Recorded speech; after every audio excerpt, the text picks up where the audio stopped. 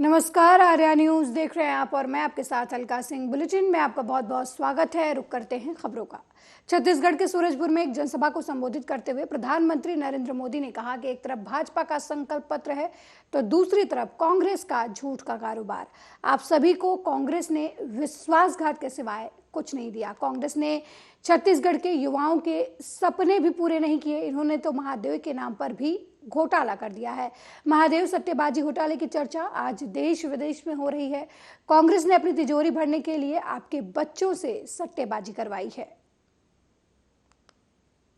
साथियों, एक तरफ भाजपा का संकल्प पत्र है तो दूसरी तरफ कांग्रेस का झूठ का कारोबार। आप सभी को कांग्रेस ने विश्वासघात के सिवाय कुछ नहीं दिया है। कांग्रेस ने छत्तीसगढ़ के युवाओं को क्या क्या सपने दिखाए थे और दिया क्या?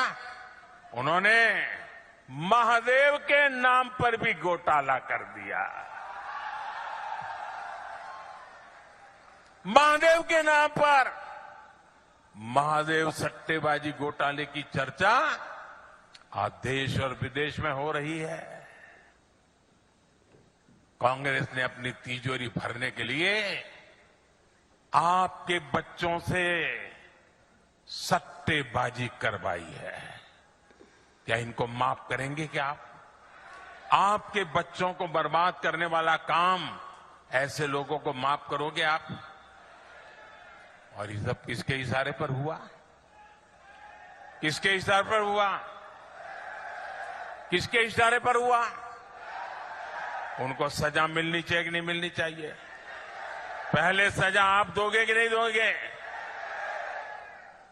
कमल के निशान पर बटन दबा करके कड़ी से कड़ी सजा ऐसे लोगों को करनी है भाइयों। मुख्यमंत्री कार्यालय यहां सट्टेबाजों का अड्डा कैसे बना हुआ था? और ये कक्का आपका?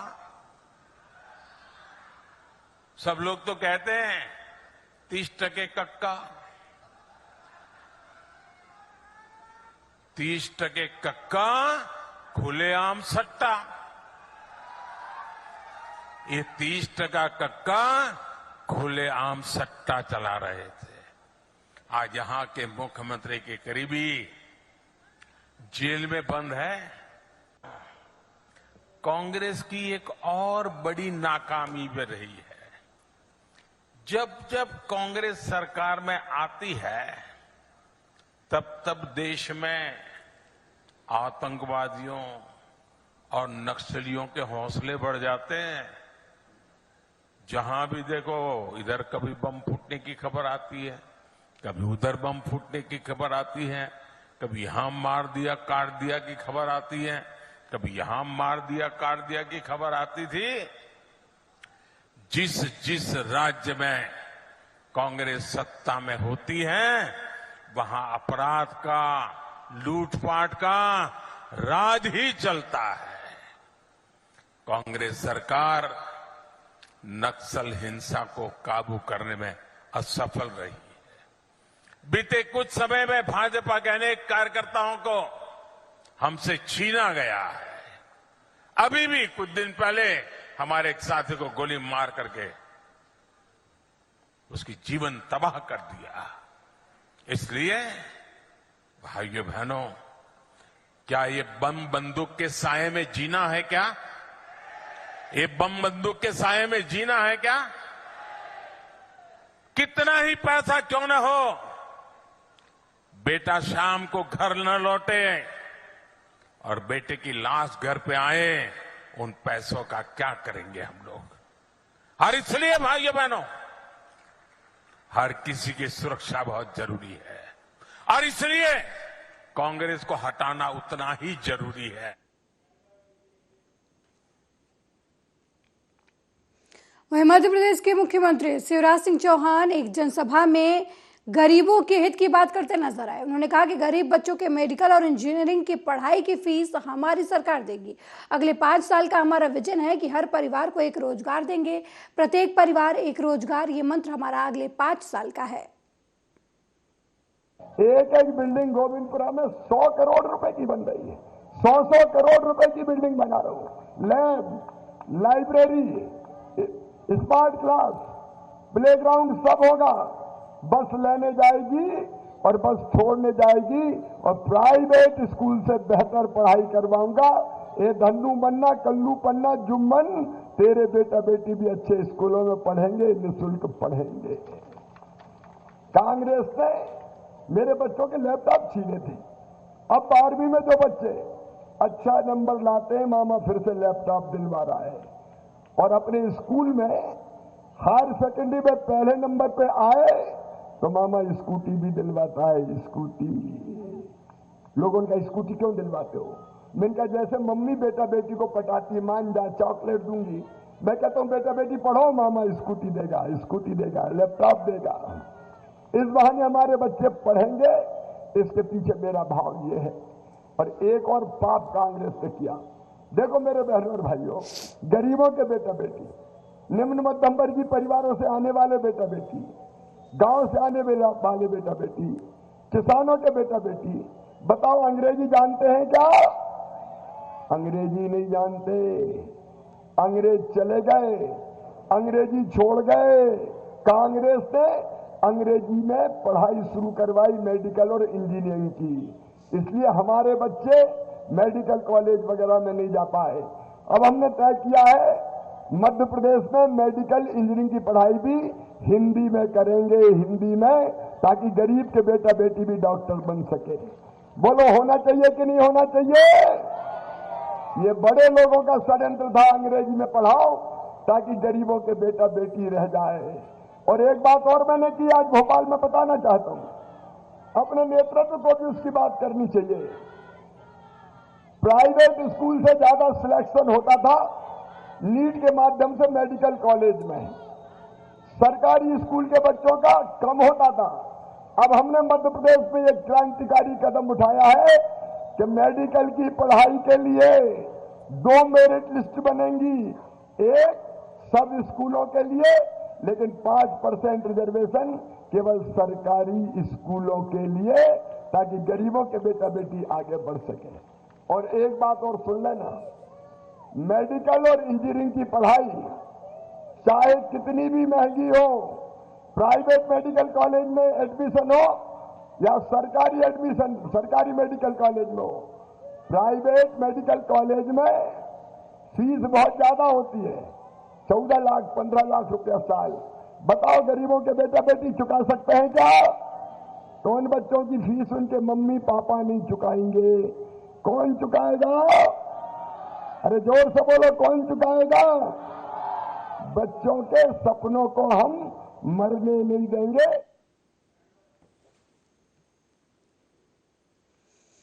वहीं राजस्थान के बहरोड में वसुंधरा राजे ने एक जनसभा में कांग्रेस पर जमकर हमला किया। उन्होंने कहा कि राजस्थान की पूर्व मुख्यमंत्री और भाजपा नेता वसुंधरा राजे ने राजस्थान की कांग्रेस सरकार पर हमला बोलते हुए कहा कि कांग्रेस सरकार ने फ्यूल सरचार्ज के नाम पर 56,000 करोड़ रुपए आप लोगों से लिए। उन्होंने कहा कि आपका 100 यूनिट बिजली बिल माफ कर दिया, आपका ही पैसा एक जेब से निकालकर दूसरी जेब में डाल दिया। बीजेपी ऐसे झूठे वादे नहीं करती। कितने बोले वाले हो कि आपको बोल दिया कि भैया हम तो 56.5 करोड़ रुपया आपका माफ कर रहे हैं, हम आपको बिजली माफ कर रहे हैं, सरचार्ज पे आपके 56,500 करोड़ आपसे लिया और आपको कह दिया कि 100 यूनिट माफ कर रहे हैं। आप तो बहुत खुश, परंतु आपके एक जेब से जो लिया पैसा दूसरे जेब में डाल दिया, उनका कुछ नहीं गया। जो भी है वो सब आप ही का है, आप ही का पैसा इस जेब से निकाला और उस जेब में डाल दिया और आप खुश हो रहे हो कि देखो हमको फ्री बिजली मिल रही। कोई फ्री नहीं है। 72 घंटे में ट्रांसफॉर्मर हम लोग दिया करते थे, आज आप देख लो कितने घंटे में मिलती है ट्रांसफॉर्मर, मिलता है ट्रांसफॉर्मर। 72 घंटे भूल जाओ, 72 दिन में नहीं मिले। क्यों? क्योंकि उनके पास पैसा नहीं है। जब पैसा नहीं है तो खरीदेंगे कहां से? बिजली की जब जरूरत होती है तो बिजली खरीद नहीं सकते हैं। ये तो पिटारा खोल खोल के आपको कह रहे हैं लो फोन ले जाओ, लो फ्री खाद्य सामान ले जाओ, लो फ्री बिजली ले जाओ। जब बैठोगे ना आंकड़े के लिए, अभी तो ये चल रहा है, मजा है, ये तो बारात है। और ये बारात में चलता जा रहा है, परंतु जब बैठ के आंकना शुरू हो जाएगा तब मालूम पड़ेगा कि इन लोगों ने किस तरीके से छल कपट के साथ आप लोगों के साथ व्यवहार किया है। भारतीय जनता पार्टी जो है वो ये काम नहीं करती है। भारतीय जनता पार्टी के, और आज मैं आ रही हूं, डॉक्टर राम प्रताप हो, चाहे अभिषेक हो, चाहे डॉक्टर साहब हो, एक भी हमारा व्यक्ति ऐसा नहीं है जिसने किसी के जेब में हाथ डाला है।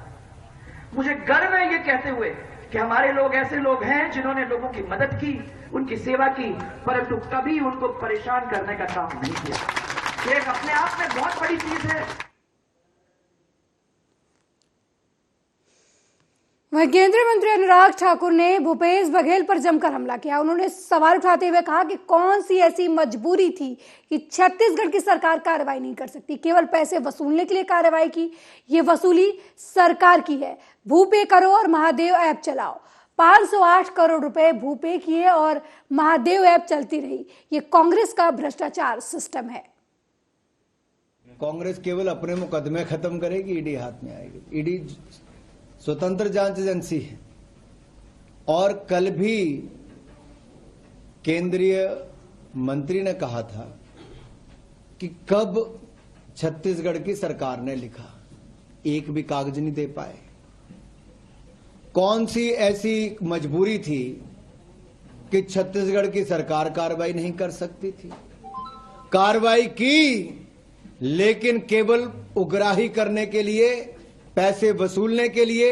ये वसूली की सरकार भूपे करो और महादेव ऐप चलाओ। जब हम पहले कहते थे भ्रष्टाचार करो, भूपे करो, वही हुआ। 508 करोड़ रुपया भूपे किया और महादेव ऐप चलती रही।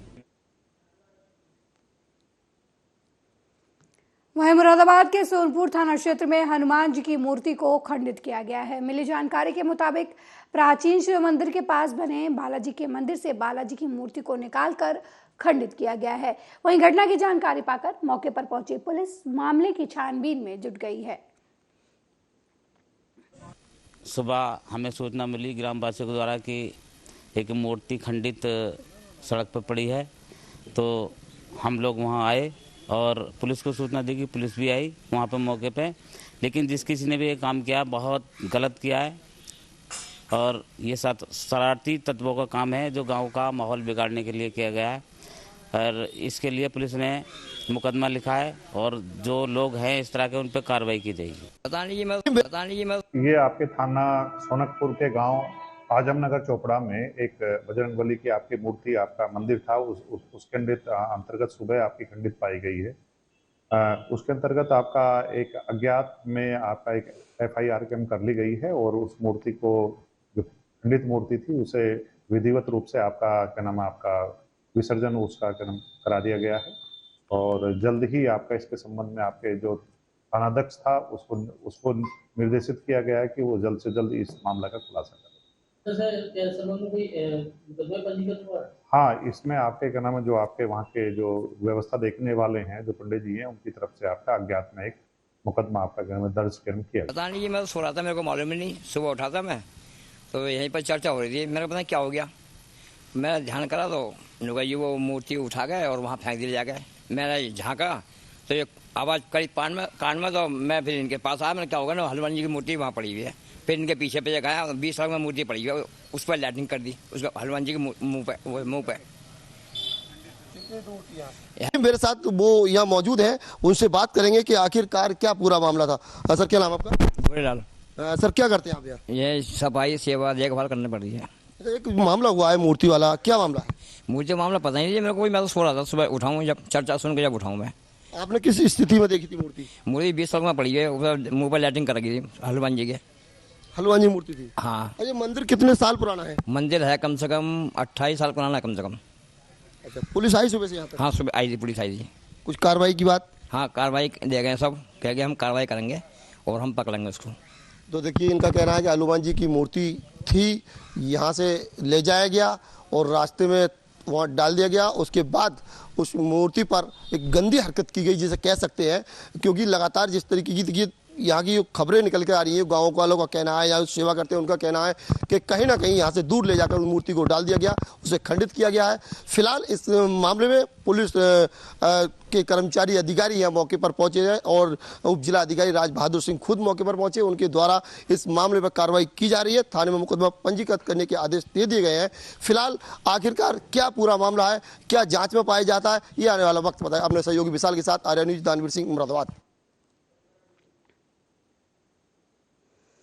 वहीं मुरादाबाद पुलिस ने जोनू हत्याकांड मामले का खुलासा किया है। 24 अक्टूबर 2023 को जीनू की हत्या में वांछित चल रहे हत्यारोपी अर्जुन सिंह को पुलिस ने गिरफ्तार कर लिया है। पिता की बेइज्जती का बदला लेने के लिए दोनों बेटों ने दोस्त के साथ मिलकर जीनू की हत्या की। पिता के सिर में ईंट मारने पर यह विवाद हुआ था, जिसके बाद जीनू से बदला लेने के लिए दोनों सगे भाइयों सहित 5 लोगों ने जोनू की हत्या कर उसे मौत के घाट उतार दिया। कांवड़ का बेड़ा नहीं ले जाने पर यह विवाद हुआ था। पिता के साथ मारपीट करने पर हत्यारों ने जोनू की हत्या की। हत्या में वांछित चल रहे युवक को मझोला पुलिस ने गिरफ्तार किया है। डीपीएस स्कूल के पीछे खेत में ले जाकर जोनू सैनी की हत्या की गई थी, गला रेत कर हत्या की गई थी, जिसके बाद पुलिस ने कार्रवाई करते हुए आरोपियों को गिरफ्तार कर लिया है। ये थाना मझोला क्षेत्र में 24/10 को, जिस दिन दशहरा भी था, उस दिन एक युवक की एक डेड बॉडी मिली थी एक खेत में, एक स्कूल के पीछे, जिस पे उसकी गर्दन पर किसी धारदार हथियार से प्रहार किया गया था, जिसमें उसकी मृत्यु हो गई थी। मौके पर उसकी उस समय पहचान नहीं हो पाई थी और बाद में उस मृतक की पहचान जोनू के रूप में हुई थी, जो वही थाना मझोला क्षेत्र का ही रहने वाला था। इस संबंध में एक नामजद तहरीर दी गई थी परिजनों के द्वारा और इसमें अभियोग पंजीकृत किया गया था।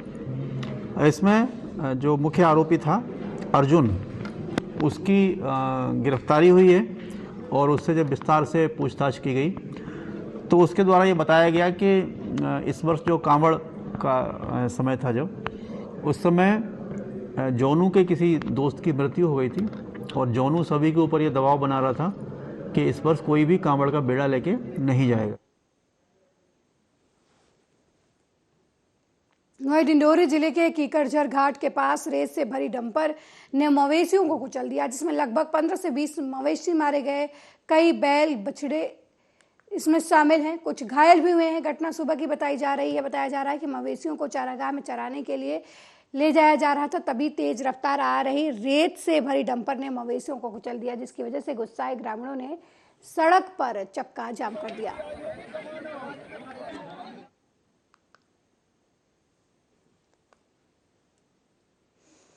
वहीं ट्रेन की चपेट में आने से बुजुर्ग की मौके पर ही दर्दनाक मौत हो गई। मामला डलमऊ कोतवाली क्षेत्र के पूरे गरणियन गांव के पास का बताया जा रहा है, जहां ट्रेन की चपेट में आने से लगभग 60 साल के व्यक्ति की मौत हो गई। ग्रामीणों की सूचना पर पहुंची रेलवे और स्थानीय पुलिस ने शव को कब्जे में लेकर पोस्टमार्टम के लिए भेज दिया।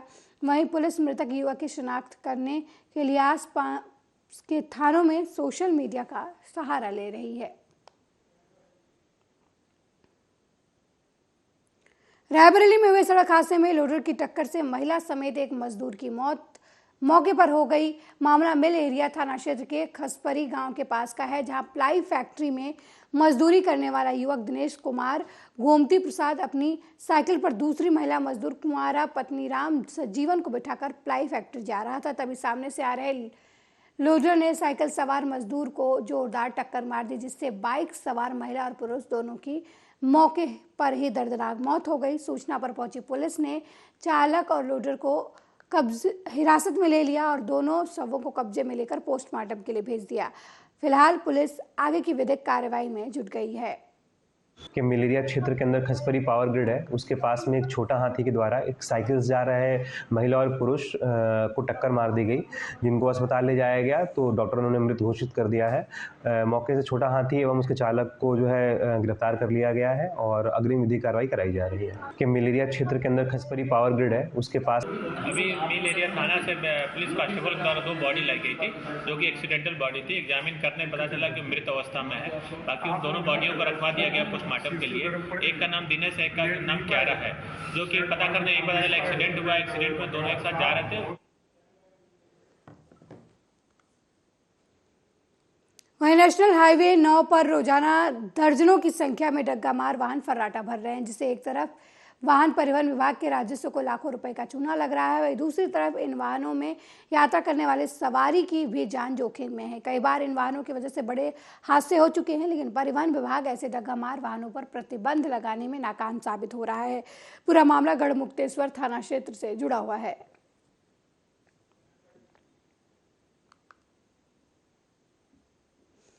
वहीं अलीगढ़ नगर निगम की बोर्ड की बैठक में जमकर हंगामा हुआ। सभासदों ने खड़े होकर नारेबाजी करते हुए निगम अधिकारियों पर भ्रष्टाचार के आरोप लगाए। वहीं मेयर ने सभी सभासदों द्वारा लगाए गए आरोपों की जांच कर कार्रवाई करने का आश्वासन दिया है।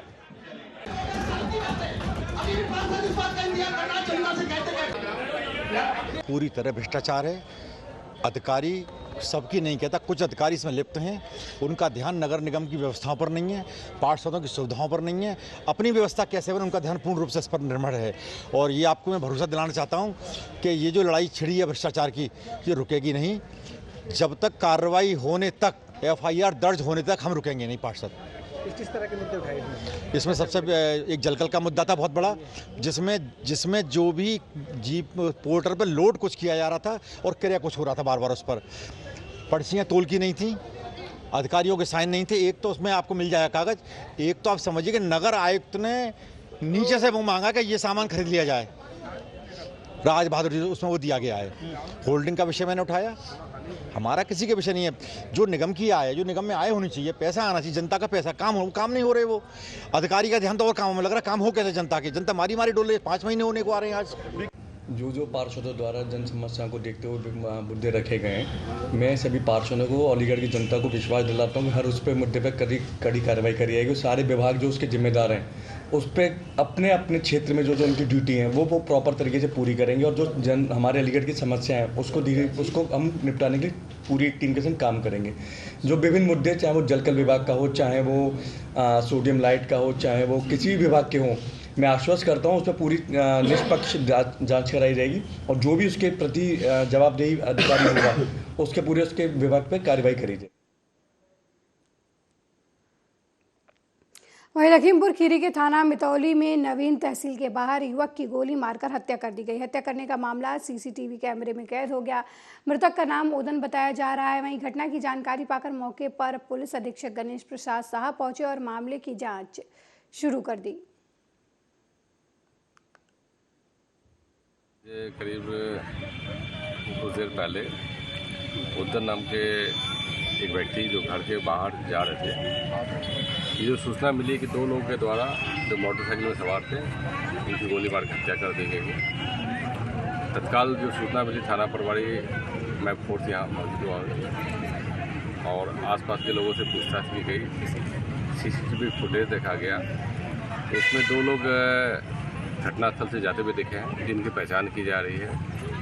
घटना के संबंध में तहरीर प्राप्त हो रही है, जिसमें वो लोग कुछ लोग को नेम्ड कर रहे हैं। और घटना की जो मैंसरिया मोटिव बताएं तो ये जो जानकारी आ रही है कि पुरानी रंजिश, पुराने मनमुटाव थे, जिनको लेके ये घटना हुआ है।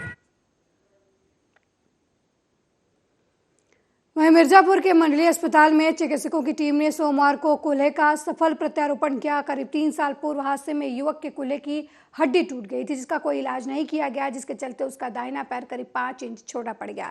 पैर में दर्द होने पर उसने मंडलीय अस्पताल में दिखाया। चिकित्सकों ने उसका सफल ऑपरेशन किया। कूल्हे का प्रत्यारोपण डॉक्टर राजकुमार भारती की टीम ने किया है। ये मिर्ज़ापुर में मंडलीय चिकित्सालय में पहली हिप रिप्लेसमेंट सर्जरी हुई है। ये मिर्ज़ापुर की जनता के लिए बहुत बड़ा अचीवमेंट है, मिर्ज़ापुर मंडलीय चिकित्सालय और मिर्ज़ापुर मेडिकल कॉलेज के लिए।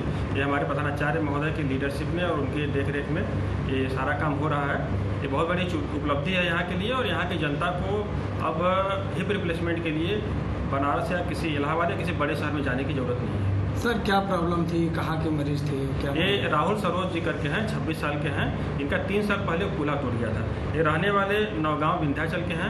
इनका 3 साल पहले कूल्हा टूट गया था, तो इन्होंने कूल्हे का ऑपरेशन नहीं कराया और कूल्हा गलत तरीके से जुड़ गया। इसके बाद इससे कॉम्प्लिकेशंस हुए, ये वैस्कुलर नेक्रोसिस हो गई। ये वैस्कुलर नेक्रोसिस में खून की सप्लाई जोड़ में इंटरप्ट हो जाती है। वहीं अलीगढ़ मुस्लिम विश्वविद्यालय के NHRC क्लब में सोमवार को कोर्ट मेंबरों की बैठक का आयोजन किया गया। बैठक में AMU एजुकेटिव काउंसिल द्वारा AMU VC की नियुक्ति के लिए बनाए गए 5 लोगों के नाम के पैनल में 3 नामों को चयनित करने के लिए मतदान हुआ। मतदान में प्रोफेसर MU रब्बानी को 61 मतों के साथ पहला स्थान हासिल हुआ। प्रोफेसर फैजान मुस्तान को 53 मतों के साथ दूसरा स्थान प्राप्त हुआ, जबकि प्रोफेसर IM खातून को 50 मतों के साथ तीसरा स्थान मिला। मतदान में चयनित प्रथम, द्वितीय और तृतीय नामों को एजुकेशनल मिनिस्ट्री ऑफ इंडिया के माध्यम से AMU की विजिटर राष्ट्रपति द्रौपदी मुर्मू के पास भेजा जाएगा। राष्ट्रपति द्वारा तीनों नामों में से एक नाम पर सहमति व्यक्त किए जाने पर AMU ने नए VC की नियुक्ति तय होनी है। देखिए, ऐसा है कि आज जो हमारे कोर्ट के मेंबर थे उसमें 89 मेंबर्स को शामिल होना था, जिसमें से 84 मेंबर्स 84 मेंबर्स ने पार्टिसिपेट किया। माननीय सांसदों ने 9 सांसदों ने इसमें हिस्सा लिया। विजिटर्स के नॉमिनी 4 थे, उन्होंने हिस्सा लिया। और हमारी जो और रिप्रेजेंटेटिव बॉडी है, मुस्लिम एजुकेशन सोसाइटी है और डोनर्स कैटेगरी है, उसके लोगों ने हिस्सा लिया। 20 चेयरमैन्स थे हमारे उसमें, डीन ऑफ फैकल्टीज़ थे। तो आप ये समझिए कि court is the highest body of university की होती है। हमारे 3 फॉर्मर वाइस चांसलर उसमें आए। ये पूरी प्रक्रिया जो है वो नियम के अनुसार हुई। अलीगढ़ मुस्लिम यूनिवर्सिटी के वाइस चांसलर की नियुक्ति के लिए आज इलेक्शन हुए थे, जैसे आपको मालूम है।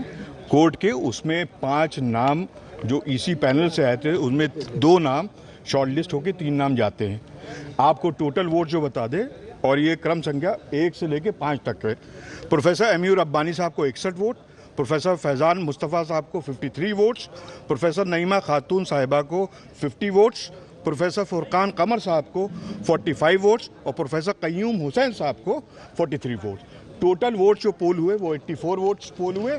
और ये पूरा जो हमारा AMU एक्ट है उसके मुताबिक ये सारी चीज़ें होती हैं। और अब ये 3 नाम जो हैं, ये जो कौन से जा रहे हैं, ये पूरा पहला नाम जो है प्रोफेसर MU रब्बानी साहब का, दूसरा नाम प्रोफेसर फैजान मुस्तफ़ा का और तीसरा नाम प्रोफेसर नईमा खातून का। ये 3 पैनल ये नाम जाएंगे ऑनरेबल प्रेसिडेंट ऑफ इंडिया को, जो विजिटर होती है AMU की यूनिवर्सिटी की। और ये उनके ऊपर निर्भर होता है कि एक नाम को वो एज अ VC यहाँ पर उन्हें बना के भेज सकते हैं।